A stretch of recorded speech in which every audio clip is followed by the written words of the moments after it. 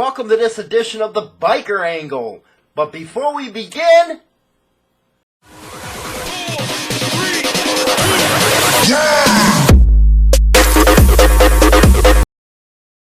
And welcome to this edition of the Biker Angle. It is 10/16 of 2018. I figured I'd mix it up a little bit today, and I got a real good question in from one of the listeners, and they asked me, which I'm surprised, nobody's ever asked me this before, and that question was, what made me decide to be a biker? So, I'll be answering that question as soon as I get through today's news, and also want to answer another question, and that question is, why is bikers turning on Harley-Davidson right now? And I know there was a good video out of, and actually I couldn't believe it, the New York Times actually put out a good video on this from some good old scooter tramps, man, and they gave that freaking reporter on that video hell. If you haven't seen it, look it up on YouTube. It's a real good video. And by the way, if you haven't subscribed to the channel, hit that subscribe button and hit that little bell, and you'll be notified every time that we put out a video, which is every day, usually at 8 o'clock Central Standard Time. So, why are bikers giving Harley-Davidson hell? And why are Harley sales starting to go? It's going down, let me tell you. This quarter earnings they're about to release, and they're going to be 10% down overall this year. And maybe it has to do with something that the CEO, Matt Lebedicic, said a while ago, where made in America don't mean that much to bikers anymore. And he also just came out and said, I am constantly reminding everybody that legacy isn't actually the road you've traveled. It's the road we're on. Yeah, right. Maybe you don't understand what the meaning of legacy means, but legacy actually means where you came from.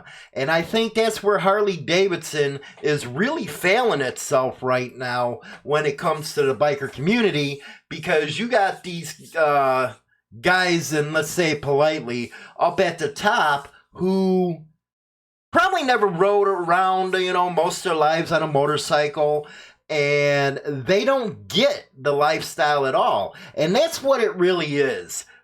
Biking, whether you be a motorcycle enthusiast, a clubber, a scooter tramp, or just somebody who just likes riding around on a freaking bike to the local bar, it's a lifestyle to them.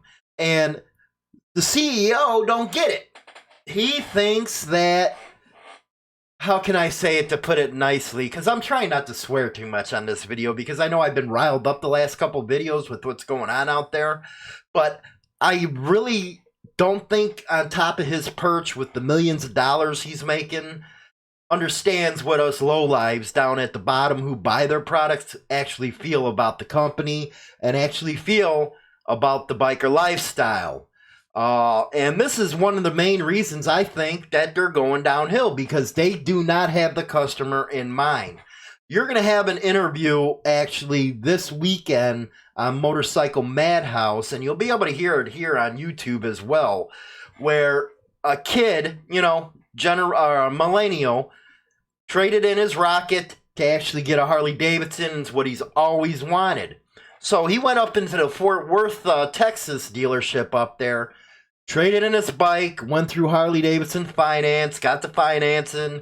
I think he paid $7,700 for an 02 Fat Boy, which is about the norm. And it was one of those pre-certified ones. Everything was cool, they said. Come to find out, he's taking it down the street as soon as he left the dealership. Oil's thrown all over into his face. And it wasn't in the best condition, but here they are saying, well, it's pre-certified, don't have to worry about nothing, but you're buying it as is. So the kid goes back to Harley-Davidson, and they say, oh, it must be the oil because it's been sitting a while. Well, everybody knows that's bullshit. It's either seals or gaskets that's going on. And then come to find out the regulators freaking twist-tied to the damn freaking tank. So, yeah. Customer service at its best at the Harley-Davidson dealer. And you're looking to expand your freaking customer line with these young kids, and your dealerships ain't taking care of them. So, I don't know where you're getting at there. But anyway, Made in America means something to us. You know, every time you see Made in America, you know it came off the line from an American-made, not American-made, my fault, blooper reel. But anyway, it came from the hands of an American worker. And one thing before I move on, and I have to shoot this out to the steel workers, because I just heard this coming out today, the union ones, and I'm a huge supporter of unions. And as you know, well, my father was a steel worker, and he was also a union steward. But as you know, the steel industry was going way down. And comes out today that, yeah, they're all happy to get to work and the steel mills back working, but now they're talking about freaking a strike right before the midterms because they don't see that money coming down to them. Anybody who knows what a union worker makes, it's good freaking money.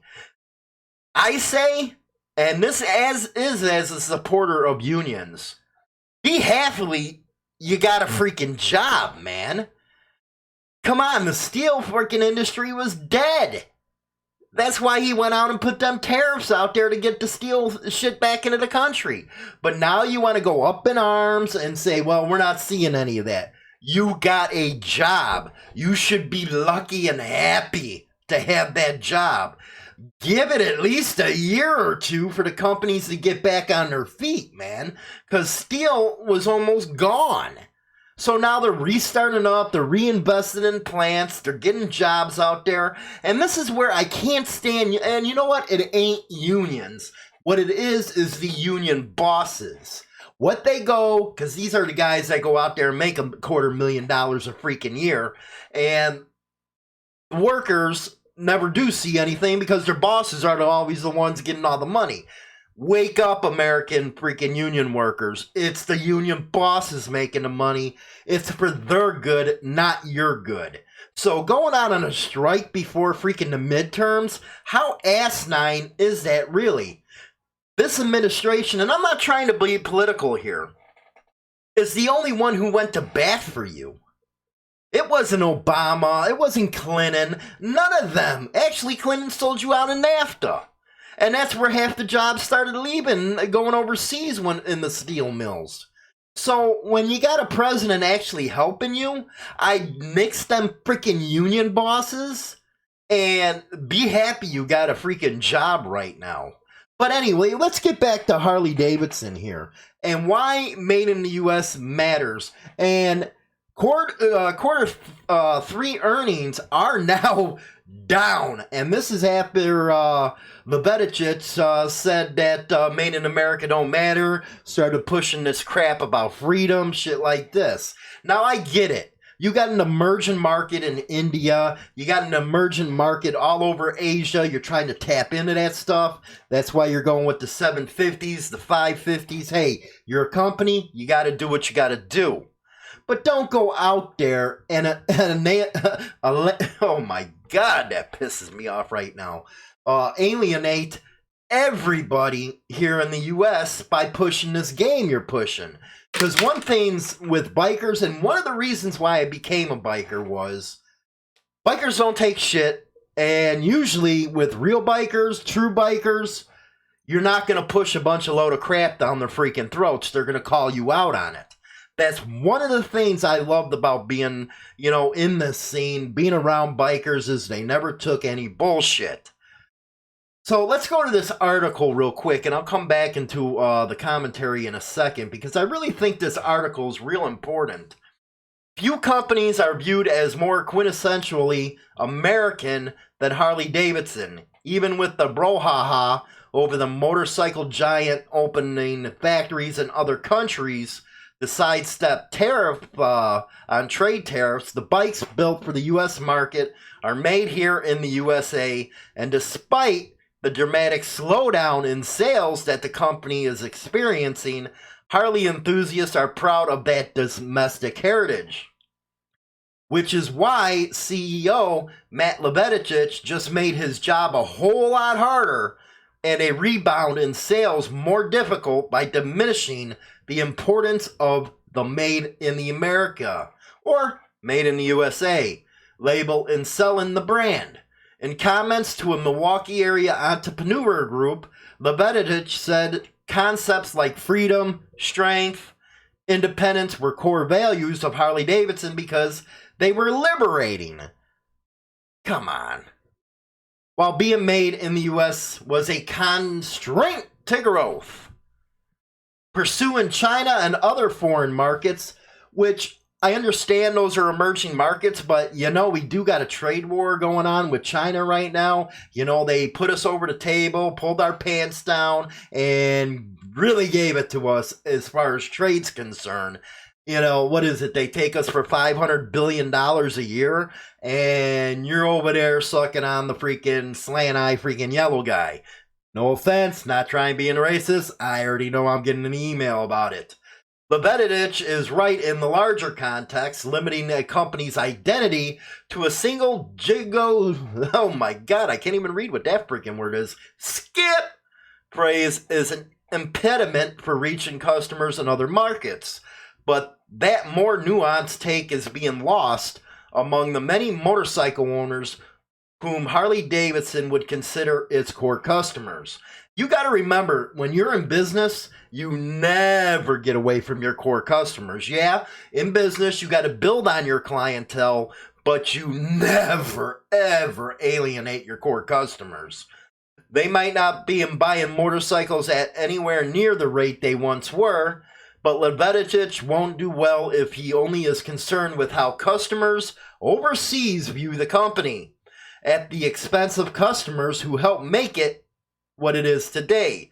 Holy shit, a journalist got it right, man. They have it right down the middle. Can you believe it? They hit it on the freaking head. Anyway, and well, you know what? This is the Motley Fool, so they usually get it good when it comes to stocks and company growth and all that crap. U.S. Sales fell over 6% in the second quarter and are down nearly 9% year to date, putting it on track to have lower sales for a fifth consecutive year. In comparison, Europe and Latin America are still seeing robust growth, although the markets are but a fraction of the size in the U.S. In the roadmap for the future that Harley laid out this summer, much of the focus was on how it's going to reposition itself for the global opportunities it wants to take advantage of, particularly, here we go again, China, where the small engine bikes it wants to build are very popular.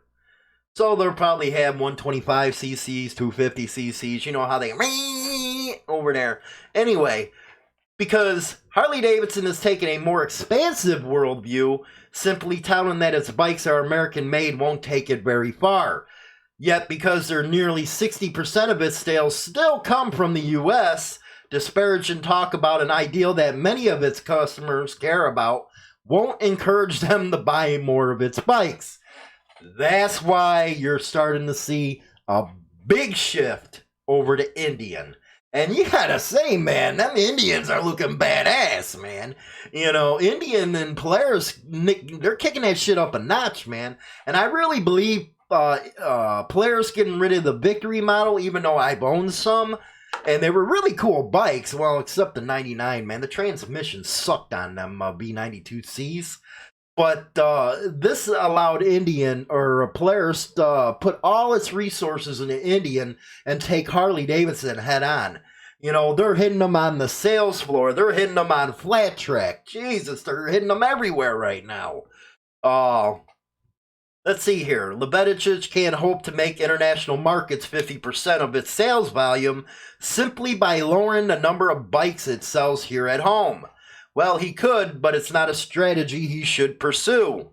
And a lot of people say, well, Harley's the biggest in the United States as far as motorcycles. Put the facts out there. They are the biggest in big bike sales. But when it's like 1200 cc's and lower, the Japs are king of the freaking road on that one, man. Come on. Everybody knows that. So to use that figure as Harley-Davidson's the biggest seller of bikes in the U.S., that's only a particular segment, and that's not being honest. And if you want to have an honest conversation, then put all the facts out there and see it what it is. That way, hey, you might be able to help this company get back on its freaking feet. Because right now, 5 years of consecutive freaking drops in sales is terrible, man. Shit, just look at you know what? Harley isn't too big to fail. This past Monday, Sears Roebuck, Chicago store, hometown, been around for over 100-something years, now declared bankruptcy. So a giant like that can claim bankruptcy because they had a bad business model.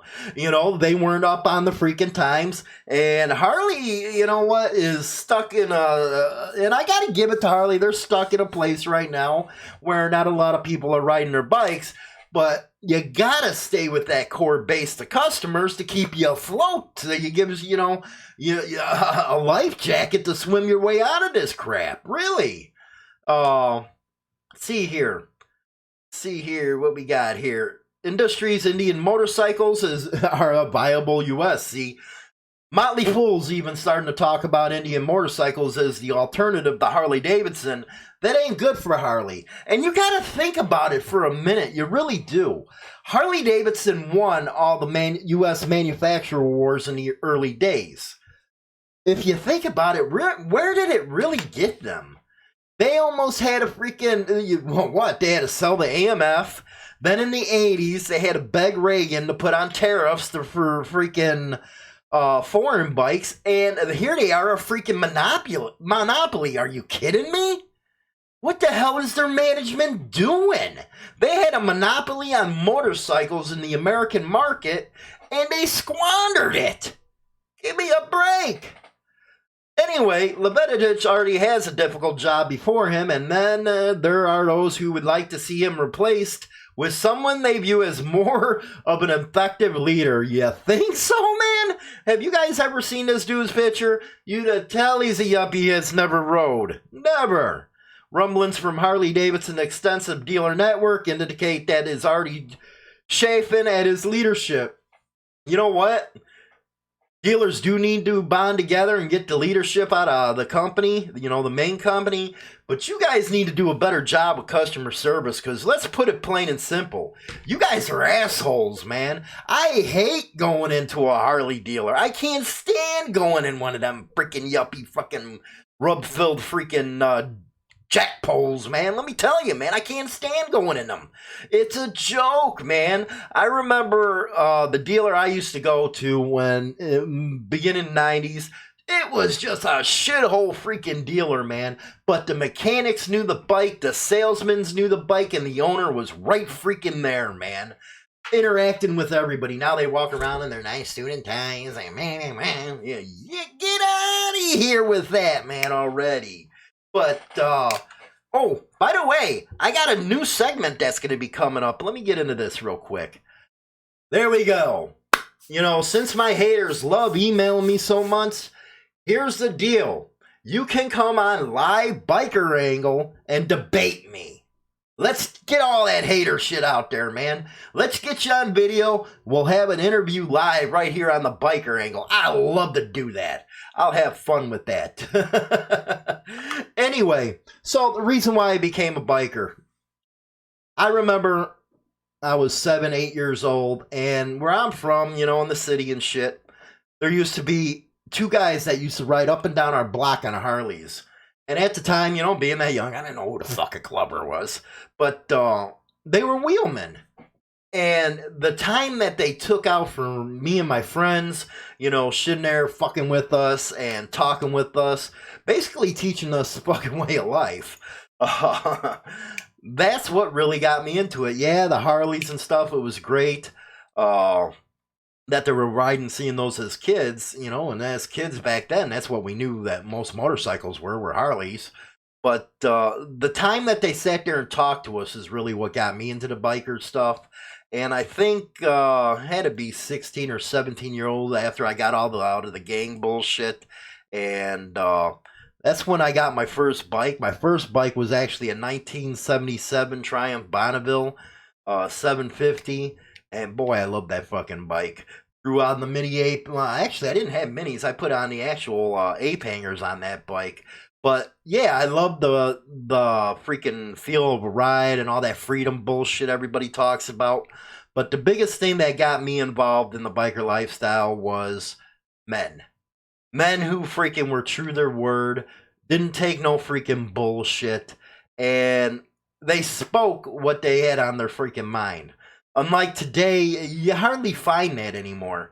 A lot of the shit is PC in the biker community. And hopefully it gets back to where it should be one day. Hopefully. But yeah, that's one of the reasons why I became a biker is, you know, yeah, everybody talks about the brotherhood and shit. Yeah, which I think is watered down a lot nowadays.